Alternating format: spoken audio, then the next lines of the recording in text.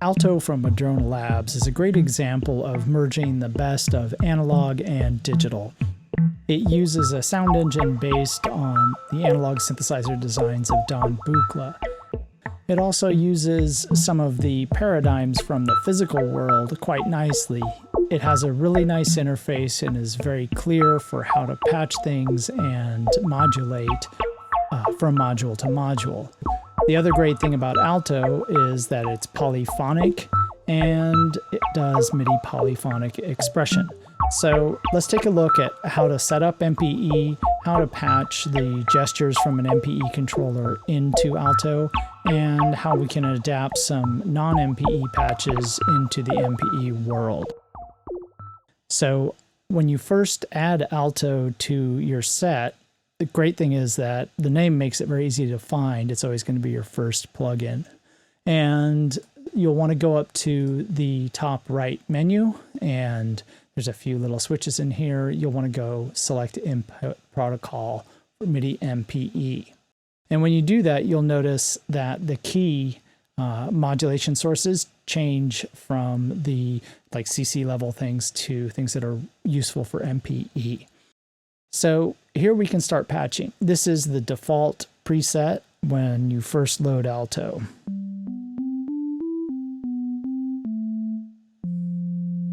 And it's a very simple tone.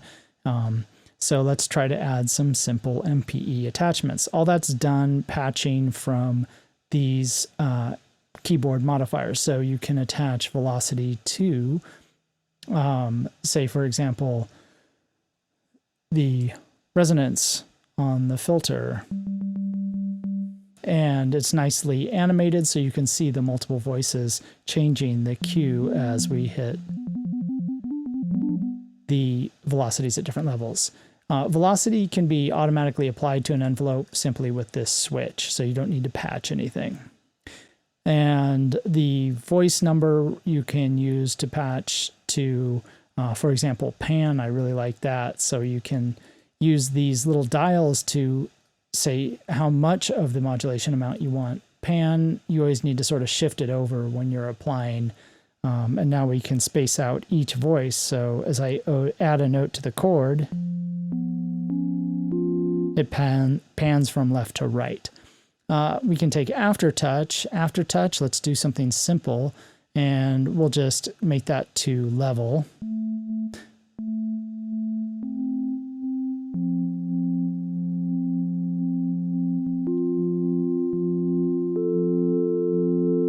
And then we can take the mod wheel. I'm not using that, so I'll ignore that. And then we can take the X. We'll cover that because right now X is going to pitch bend, and we can modulate that amount using the bend amount here. And then finally the Y for what is commonly used, as the timbre control. Why don't we just map that to a thing called timbre?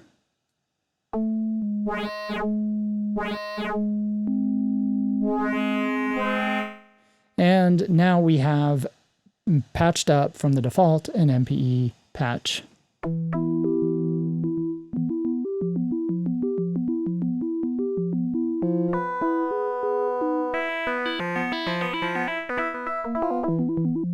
So that's the most basic operation. Obviously, there are a lot of patch points. The complex oscillator is capable of making a lot of different sounds.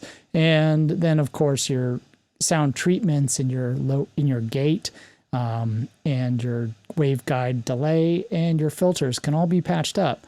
Additionally, you can modify your modulators by patching into those. So let's take a look at some more complex examples. Randy Jones of Madrona Labs was kind enough to make several presets for the Morph, and we can take a listen to some of those. They really take great advantage of the tactility. Randy's quite an expert in this, so he did a really wonderful job.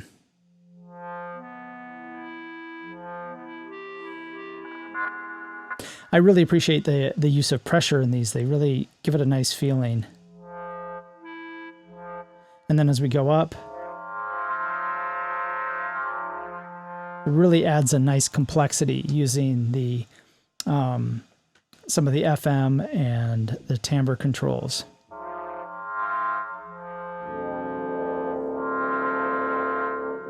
And we can take a look at how some of this is patched up just by sort of dragging over the patch cords from Aftertouch. We can see those are going to the noise and, of course, the level and the feedback. So you get not only just volume adjustment, but some timbral as I push down. And for the Y, we can see that's going to the modulation index, and so that's why we hear that frequency modulation really start to shine when we go up and down.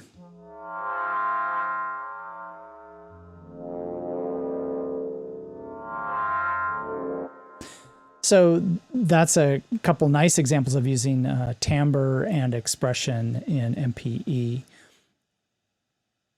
I also really like some of these sync presets, and these use the sequencer. And so in this case, we have the sync bonko pressure.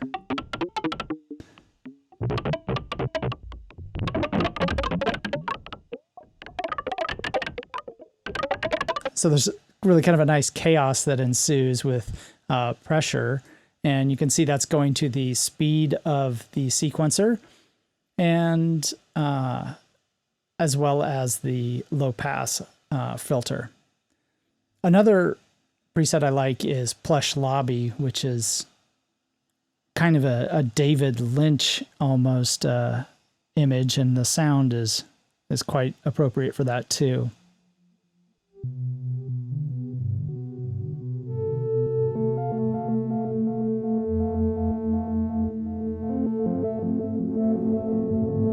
Now, what I really appreciate about this is the use of the sequencer in sort of an unusual way. You can see we have the Y value attached to the offset. And so that's just sort of moving the offset point of the sequencer, and there's just selecting 4 steps. So as we press 1, and we're sort of moving through that sequence. And it triggers every time we move, so you get this glitchiness.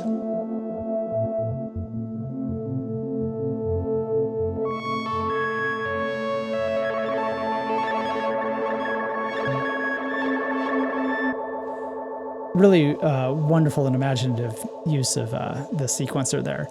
And of course, you can do things like map the pressure to the speed too. So then we can do sort of both things. And this is using the internal clock.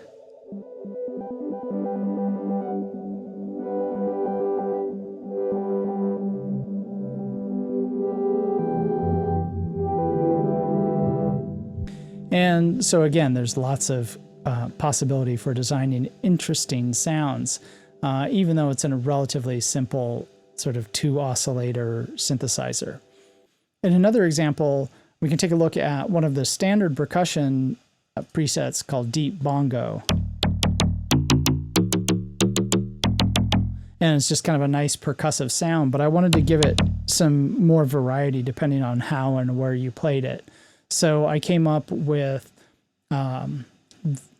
this preset, which really just kind of offers some more modulation from my fingers. So Aftertouch goes to noise. And also affects the feedback on the waveguide. And then the Y position affects the filter cutoff and the type, going from low to a little bit more of a bandpass. So you can play it in a variety of ways. You can play it percussively.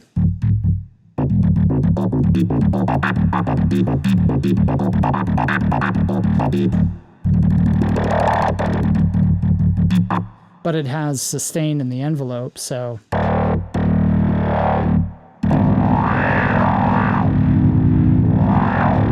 you can kind of move around and get different sounds out of it. And there's also a little bit of a sequence glitch to it. And so that's playing it with this drum pad. If we introduce the piano pad, because it's just naturally playing at a higher frequency, higher note values, it actually takes on a very different character.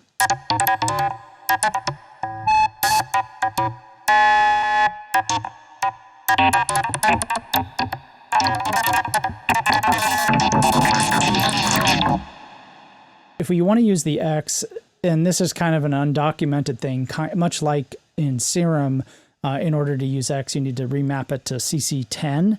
In this case, it needs to be done to CC73. So we can open the Stencil map, and I'll go ahead and use the Buchla overlay in this case.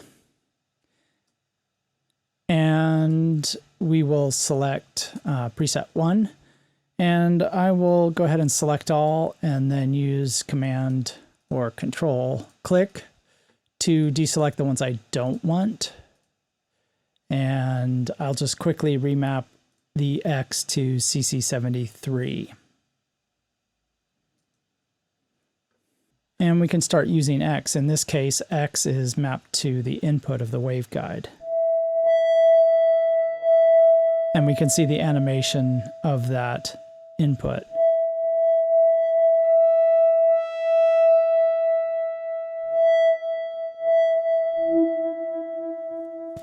So now we can do that polyphonically for a lot of different things. We might want to make that affect the cutoff. And we can bring those down.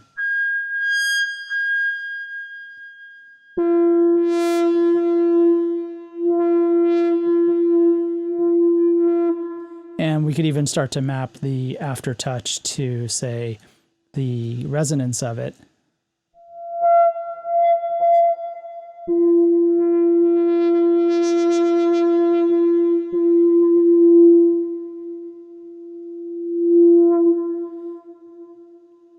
So that's how you get the X parameter involved and then patch it to things that you're enjoying. Another great use is, of course, pan, because then you can pan each note individually.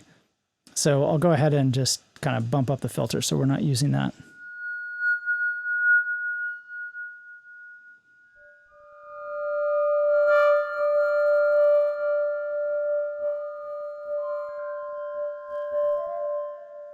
And we could even get the sequencer involved. And if we go ahead and sync that to the host, we'll just hit the question mark here and trigger on a few steps here.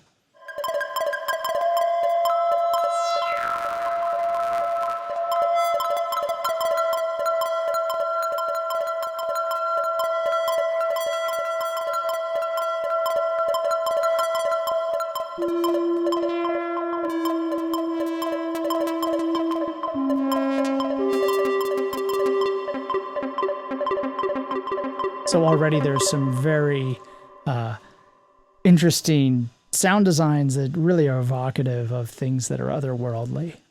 So that's some of the complexity and simplicity that you can get with Aalto from Madrona Labs. It's one of our favorites. We love the sounds. We love the place it's coming from. So hopefully you get a chance to take a look at Aalto and try some of your own designs.